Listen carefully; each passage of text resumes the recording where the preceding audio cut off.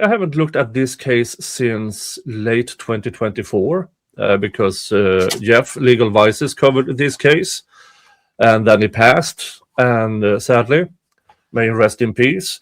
But Amen. all the things in the pre-trial, from what I gather, is well written, well argued, and here comes trial. I mean, Tony, you have done law for quite a few years, I would assume. Mm-hmm. Mm-hmm. True. Is that normal?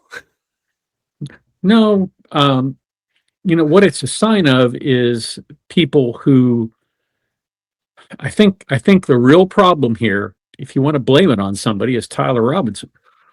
Because when you get a huge case like that with all this national attention, it starts sucking up bandwidth really quick. And I think she was on that, and then she had to get pulled to actually do the trial work here. My guess is she didn't write any of those memos. She didn't write any of those briefs. And that's the reason why they had to keep stopping the trial and arguing for 35 minutes with her saying the same thing for 25.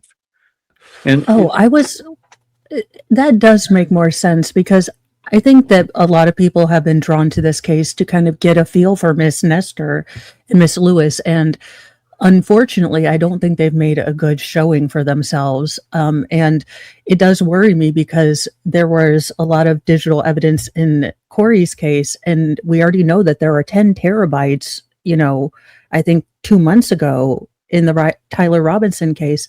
And if there's anything that kind of has defined the defense, it has been chronically ill prepared for each of their witnesses. Yes, that has defined them.